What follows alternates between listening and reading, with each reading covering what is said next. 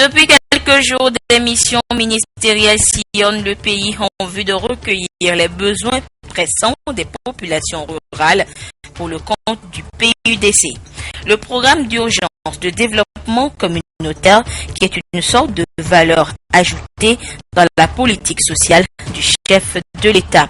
Les étapes de Kalimé et de Logou dans ce journal. Autre projet déjà en exécution, le RED+, pour la préservation des forêts dans notre pays. Une initiative pour répondre à la problématique de l'utilisation des terres et à l'atténuation des impacts néfastes sur le couvert végétal. Et ce sont les planteurs privés qui l'ont découvert ce jour. Et puis démarrage ce matin de l'audit de l'administration maritime au Togo. Ce sont des experts de l'Organisation maritime internationale qui vont s'atteler à ce devoir pour évaluer la mise en œuvre des instruments de l'OMI dans notre pays.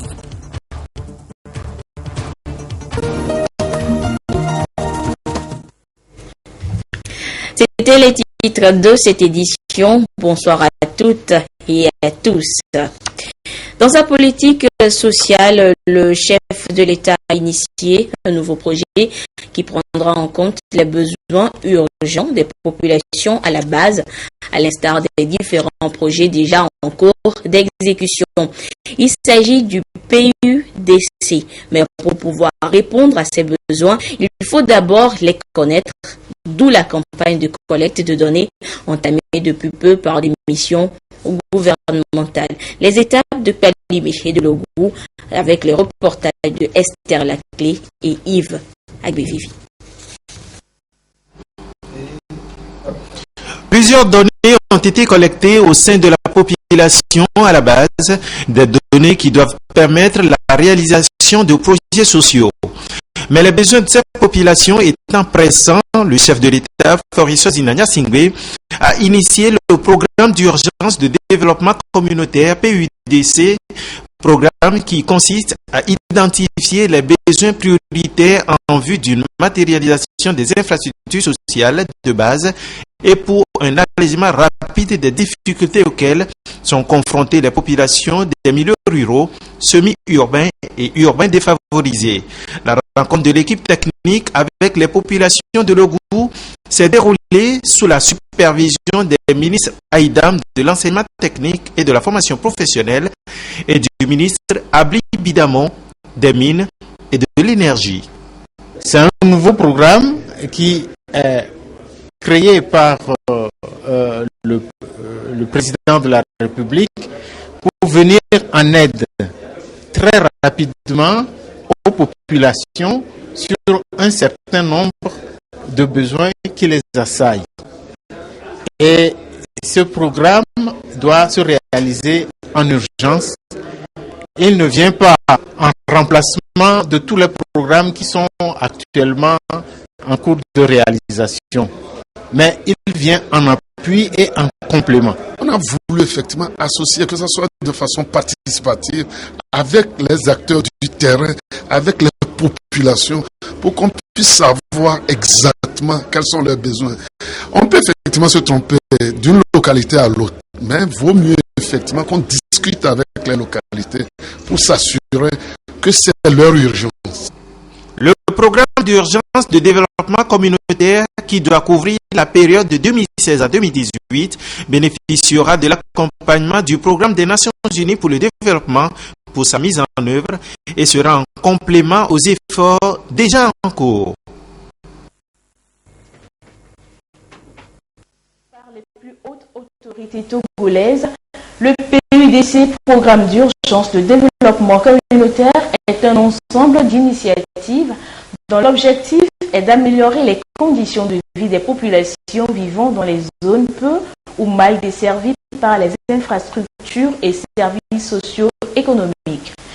Une délégation gouvernementale a échangé avec les représentants des communautés à la base de la préfecture de Kloto sur le bien fondé de ce programme en vue de la collecte des données sur les besoins des populations. La particularité de ce programme, c'est que la population à la base elle-même va renseigner le gouvernement sur les urgences de leur localité.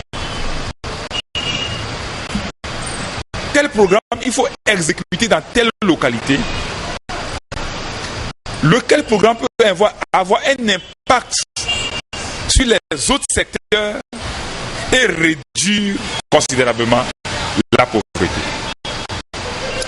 Donc, notre mission, c'est d'obtenir auprès des populations à la base des informations et des renseignements pour constituer des bases de données fiables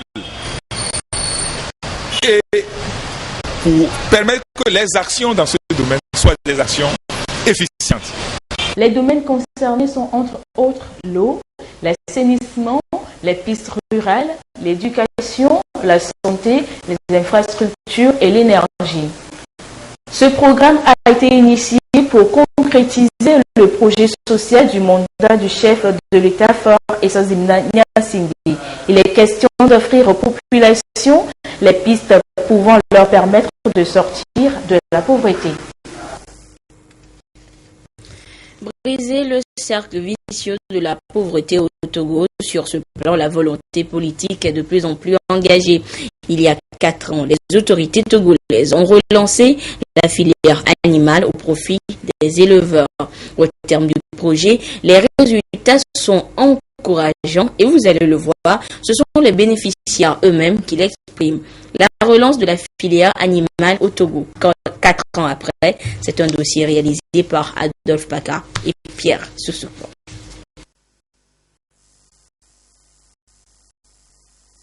Dans cette ferme, c'est une véritable entreprise de petits ruminants qui tourne au quotidien depuis bientôt 5 ans. Un domaine, un bureau et des employés. Karim, cet ancien mécanicien auto, n'est pas peu fier de son bétail.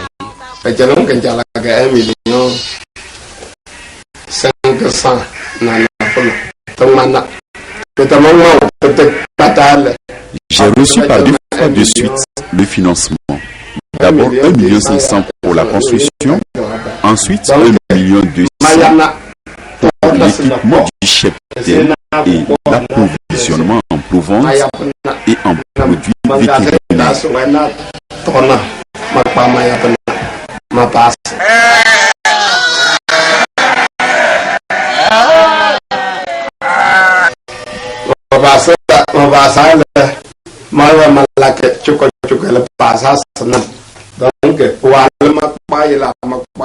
Grâce au PASA, je dispose aujourd'hui de cette ferme.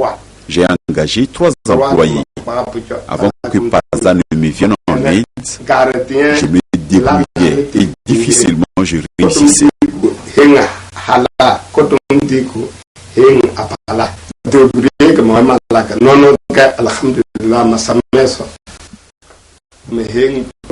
Aujourd'hui, Dieu merci, j'ai actuellement au moins 174 têtes.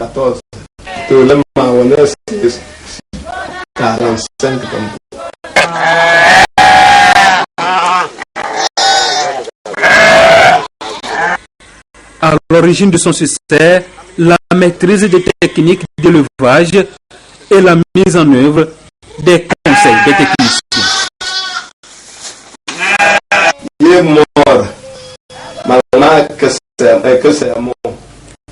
Sur ce tableau, je récapitule les événements du mois. Les décès en rouge, les naissances en blanc. Et pour ce mois, j'ai eu 30 naissances. Lors des fêtes, j'ai vendu 43 têtes à 3 500 000. Si beaucoup de cheptels comme celui-ci ont réussi, c'est bien grâce au projet d'appui au secteur agricole PASA. 13 000 éleveurs et plus de 650 000 ménages ont été ciblés. Parmi les bénéficiaires, Tindjin, un autre cas de réussite. Maître de cette concession, il a tout abandonné au profit de l'élevage des bovins. Donc quand j'ai commencé par faire tout l'élevage, j'avais des difficultés. Après tout, j'ai bénéficié du bélier du projet PASA dont le voici. Et quand il est introduit dans mon troupeau, j'ai constaté que les enfants sont vigoureux. Depuis l'introduction des géniteurs dans son cheptel, beaucoup de changements palpables. Au niveau de la famille, c'est que maintenant je suis un peu à l'aise. Je supporte facilement mes enfants. Et mes enfants aussi voient que les efforts que je fais n'est pas vain. L'objectif consistait à permettre aux éleveurs de tirer meilleur profit de leurs activités. Pour atteindre les résultats escomptés, des garde-fous ont été posés. Il s'agit de recapitaliser les cheptels, promouvoir la santé animale à travers l'amélioration du contrôle des maladies à haute incidence. Et si la filière animale a de beaux jours devant elle, celle de la pêche n'est pas en reste. Et ce matin, c'est la société coopérative marin pêcheurs qui a démarré une formation sur des techniques de pêche manuelle. Pourquoi? La réponse dans le reportage de Eric Djanipo et Ramdan Bassina.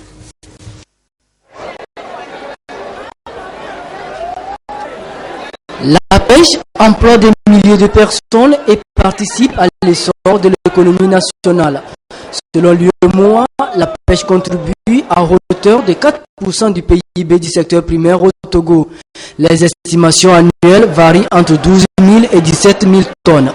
Le sous-secteur de la pêche demeure artisanal et couvre 35% des besoins, insuffisant donc pour satisfaire les demandes. Raison de plus pour le gouvernement de promouvoir le secteur à travers divers projets, dont celui de la pisciculture, la gestion des ressources halieutiques, la promotion de la pêche en zone lagunaire. La société civile entend jouer sa partition en appuyant le gouvernement dans ses efforts de modernisation de la filière en technique de production et en outils de gestion. Notre objectif de cette formation, c'est juste partager notre connaissance de comment faire la pêche pour les jeunes qui viennent, parce que c'est une activité qui est là et nous allons partir tôt. Donc, il faut pérenniser l'activité, les connaissances que nous avons acquises. La formation, c'est en 3 volets. D'abord, il y a le montage du moteur au niveau de la pirogue. C'est-à-dire pour prendre le moteur sur la terre, aller le monter sur la pirogue, c'est un travail. Il faut avoir les techniques. Ce n'est pas la force seule qui joue. Donc il y a aussi le montage des appareils que nous appelons sondeurs qui nous aident. Par exemple, le sondeur, il nous aide à voir le fond de l'eau en mer. Il y a le GPS qui nous aide à localiser les poissons. Nous saluons de passage également le gouvernement qui a pris l'initiative de nous construire un nouveau port de pêche bientôt, qui est en train d'être réalisé avec des négociations avec la coopération Togo-Japon. La société coopérative des marins pêcheurs du port de pêche de Lomé fait de la formation un des leviers de modernisation de la filière. Il s'agit d'aider les acteurs à rationaliser la taille des captures des poissons afin de pérenniser la reproduction. À terme, il est question de permettre aux pêcheurs de vivre de leur métier et participer ainsi à l'atteinte des objectifs de développement durable. Cette formation bénéficie du soutien financier du Fonds national d'apprentissage, de formation et de perfectionnement professionnel FNAFPP. Autre session de formation ouverte ce matin, il s'agit de la formation à l'endroit des autorités contractuelles, une formation organisée par l'autorité de régulation des marchés publics et la direction nationale du contrôle de ces marchés, avec pour objectif de permettre aux participants d'assimiler les bonnes pratiques pour jouer convenablement leur rôle dans la gestion de ces marchés publics dans notre pays. Des précisions avec Clarisse Attiqué. Nouvelle session de formation de l'autorité de régulation des marchés publics ARMP et de la direction nationale du contrôle de ces marchés. Elle porte essentiellement sur les procédures de passation, d'exécution et de contrôle et est destiné à donner les outils nécessaires aux agents qui animent les différentes commissions techniques au sein des autorités contratantes en vue de l'exécution de leur cahier de charges. Il s'agit à travers cette formation de renforcer les capacités des nouveaux membres de ces différentes commissions et des responsables des personnes responsables des marchés publics afin de les rendre plus efficaces dans les missions qu'ils sont appelés à accomplir au sein de leurs structures respectives. Elle est financée par la Banque africaine de développement à travers le projet d'appui à la mobilisation des ressources et aux capacités institutionnelles, PAMOSI. La session couvre la période du 15 février au 1er avril 2016 et va se dérouler en 20 sessions pour 673 agents au total. Ces acteurs de la commande publique sont donc appelés à maîtriser les règles qui régissent la gestion du cycle des marchés publics.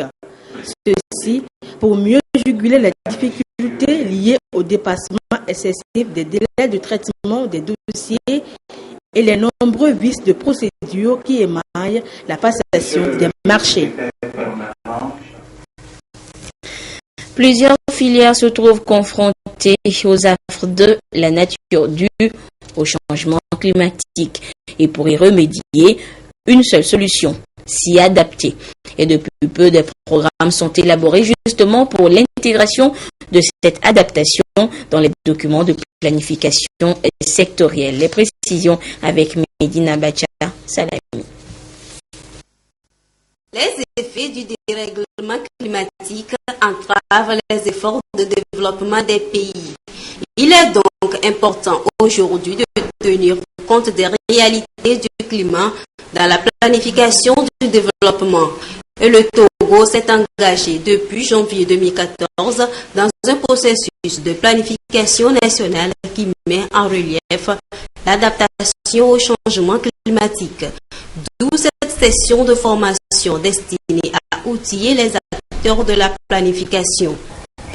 Question de l'agriculture, comment on peut mettre en place une agriculture qui est mieux adaptée aux sécheresses, aux pluies fortes, au changement des saisons. Comment un ministère sectoriel en charge des infrastructures peut mieux planifier pour mettre en place des infrastructures, si c'est des routes, si c'est des écoles, si c'est des constructions le long de la côte qui sont aptes à des effets de changement climatique. Donc, en fait, l'important, c'est de regarder toute politique, stratégie, budgétisation sectorielle et voir qu'est-ce qu'il faut intégrer, quelles sont les mesures à intégrer, comment on va planifier. Ils sont appelés à mieux appréhender les liens qui peuvent exister entre les changements climatiques et le développement. La finalité est de parvenir à accompagner les ministères sectoriels dans le processus d'intégration de l'adaptation au changement climatique.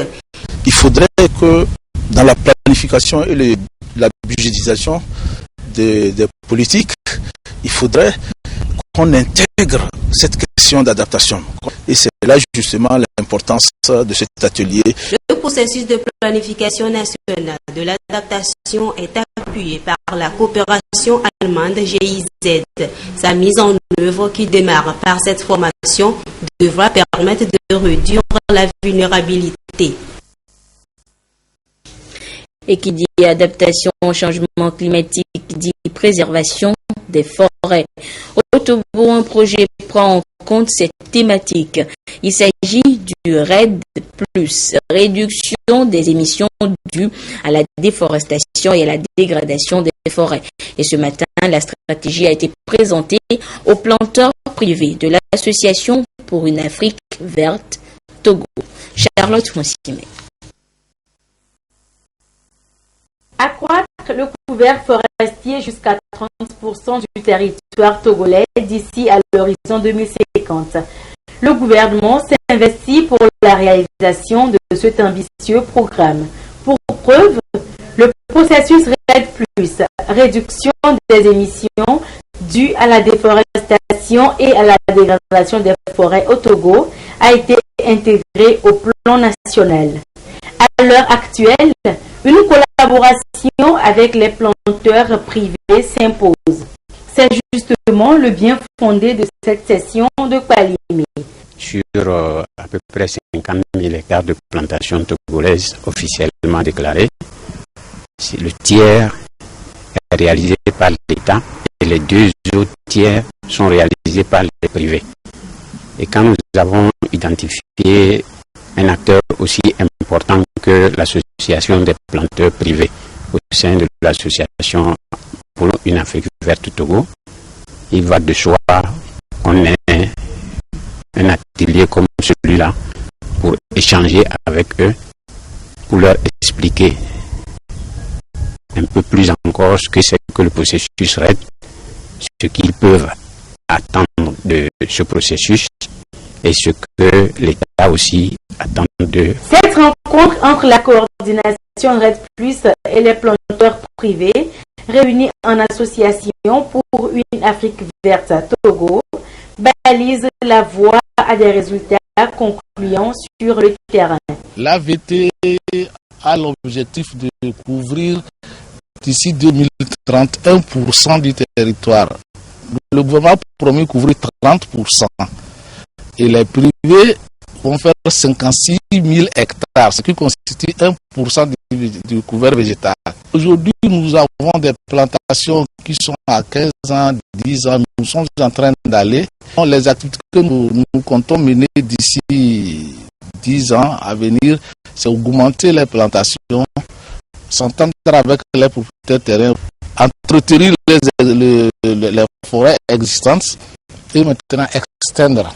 Avec des programmes structurés et bénéfiques pour les populations et l'économie nationale, le processus RED+ promeut les meilleures pratiques de gestion des forêts.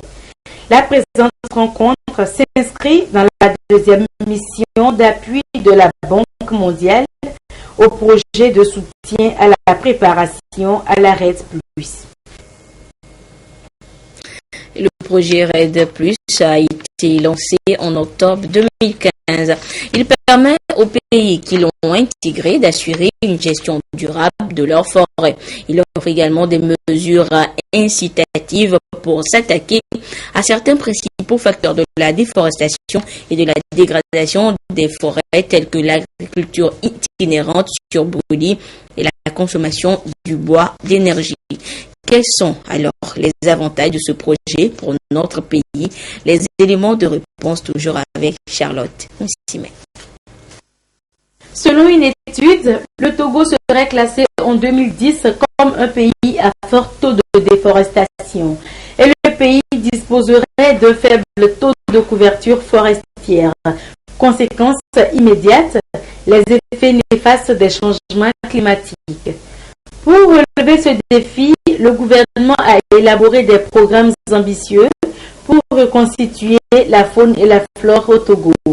En outre, le Togo a intégré le processus RED+, réduction des émissions dues à la déforestation et à la dégradation des forêts au Togo. C'est un mécanisme qui contribue au développement socio-économique et à la réduction des émissions de gaz à effet de serre. L'un des objectifs de RED+, c'est de s'assurer que les forêts jouent réellement leur rôle. D'abord, en constituant un appui de carbone. Vous savez que c'est le carbone à partir duquel il y a la formation de gaz carbonique, qui est l'un des gaz incriminés comme être à l'origine des changements climatiques. Donc, en gérant très bien ces forêts d'une manière très planifiée, va contribuer à la réduction donc, des émissions de gaz à effet de serre au un moment, vous n'êtes pas sans savoir que la forêt contribue énormément dans la vie des populations. Le processus RED+, une opportunité économique, une approche structurante pour la mise en œuvre des stratégies de développement durable au Togo. Ce processus RED+, aide le pays à mieux planifier son développement, surtout à axer ses actions sur le développement durable, en passant par la reverdure du couvert végétal togolais. Et dans sa politique forestière, c'est d'arriver à un taux de reforestation et de couverture forestière de 30%, et également permettre à l'arbre en forêt et hors forêt de jouer un rôle socio-économique et écologique très important pour le développement du pays. Le processus RED+ permet également au Togo d'asseoir une stratégie nationale solide, favorisant une agriculture performante et adaptée au changement climatique. Nous ne pouvons pas faire la forêt sans passer par l'agriculture. Il ne faut pas oublier ce problème de mécanisation, parce que c'est très important pour nous. C'est très difficile aujourd'hui d'avoir de la main-d'œuvre pour l'agriculture. Tout le monde est en train de quitter les brousses, tout le monde est en train de quitter les champs, et nous avons besoin toujours d'un appui technique pour pouvoir maîtriser le sol. Et aussi le problème d'eau qui est un problème très crucial pour nous. Le projet RED+ a été lancé au Togo en octobre dernier. Il sera exécuté sur une durée de 4 ans. Actualité politique à présent, les populations de Wawa ont reçu hier la visite des responsables du parti Union pour la République de la localité. Il s'agit pour ces cadres du parti Unir Wawa d'exprimer leur gratitude à la population pour ses actions multiformes lors de la présidentielle de 2015. Reconnaissance traduite par des dons de manuels scolaires à tous les lycées et collèges de la localité. Silver Abdou. Les cadres du parti Unir, Union pour la République de la préfecture de Wawa, remercient les populations à la base pour leur soutien aux candidats du parti Unir lors de la présidentielle de 2015. Cette rencontre est également un espace d'échange et de partage entre cadres, militants et sympathisants du parti Unir sur la vision, les projets de développement du chef de l'État et qui ont trait notamment à la réhabilitation des infrastructures routières dans la préfecture, l'appropriation du Fonds national de la finance inclusive, le programme d'urgence de développement communautaire. La rencontre a été également marquée par la remise symbolique des guides scolaires pour ainsi promouvoir l'excellence en milieu scolaire. Les manuels reçus tout à l'heure viennent à point nommé, car ça serait vraiment une bouffée d'oxygène pour nos élèves. Et nous attendons tous ces documents-là depuis, et ça vient à point nommé. Sincèrement, nous remercions son Excellence Fort État Gnassingbé pour tout ce qu'il vient de nous faire tout à l'heure. C'est vraiment un don qui sera salutaire.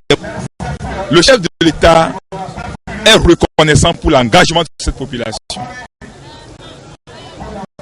vis-à-vis de sa politique.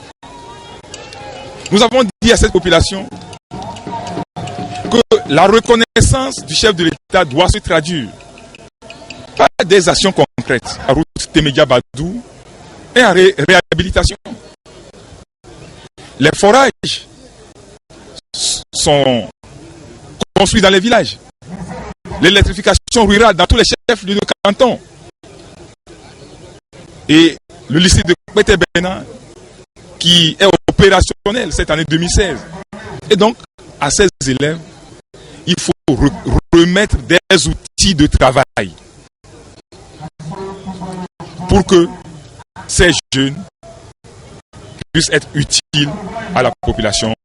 Les populations de Wawa ont une fois encore démontré leur adhésion au parti Union pour la République Unir. Une formation politique engagée selon elle dans une dynamique de paix, de sécurité et de développement. Les cadres uniques de Wawa tout en saluant les initiatives du développement du chef de l'État, se sont engagés à doter leur localité de latrines modernes, et ceci afin de mettre fin à la défécation à l'air libre. Une prière d'action de grâce a été dite afin d'implorer la grâce divine sur le Togo, et ce, pour que règne la paix, la sécurité, gage de prospérité. Notez également dans l'actualité qu'une délégation de l'organisation maritime OMI est en visite de travail dans notre pays. Il s'agit pour les experts de cette institution de procéder à l'audit de l'administration maritime togolaise. Un audit qui vise à parcourir les différents engagements pris par nos pays avec cette institution et s'assurer de leur application dans les différents services du secteur maritime. Nous reviendrons sur cette séance d'audit dans nos prochaines éditions. Et hors du Togo, après le second tour de la présidentielle hier en République centrafricaine, l'heure est au dépouillement. Il faudra attendre plusieurs jours pour connaître le nouveau président de la RCA. Quelques 2 millions d'électeurs étaient aux urnes pour départager les 2 anciens premiers ministres en lice.